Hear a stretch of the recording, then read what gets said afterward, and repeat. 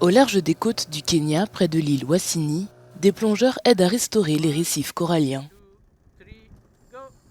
Alors que la conférence des Nations Unies sur les océans à Lisbonne discute actuellement de la manière de protéger ces précieux écosystèmes, les membres de la fondation Refolution plantent des structures spéciales qui permettent de nettoyer les nurseries de coraux.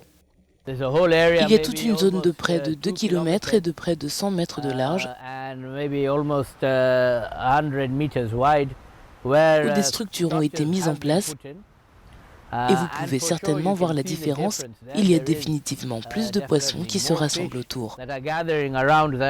Le corail attire les poissons et petit à petit, les poissons s'y installent. Il est donc certain que le nombre de poissons a augmenté dans cette zone.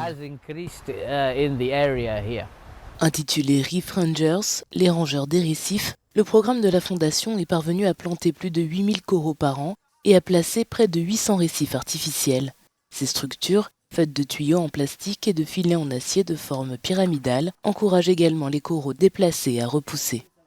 Comme beaucoup d'autres, cette initiative a été lancée après une série de graves incidents de blanchiment du corail dans l'océan Indien qui s'étend de la Somalie à l'Afrique du Sud.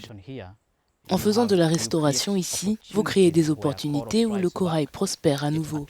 Il attire plus de poissons et cela signifie qu'après un certain temps, il y aura un effet d'entraînement par lequel les pêcheurs de subsistance, qui dépendent de ce canal pour leur activité de pêche, peuvent bénéficier.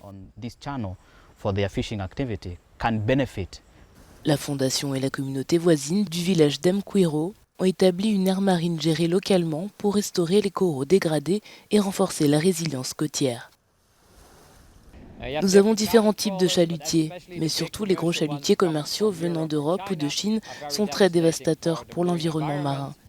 On peut comparer cela à l'abattage d'une forêt au bulldozer pour essayer d'avoir des cerfs, mais après un certain temps, il n'y aura plus de forêt ni de cerfs.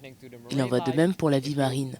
Si vous détruisez tout le fond, il n'y aura plus de vie dans le futur. Tous les défenseurs de l'environnement ne sont pas convaincus de la réussite de ce type de restauration des coraux, qui est une méthode coûteuse qui ne garantit pas la survie de tous les coraux transplantés.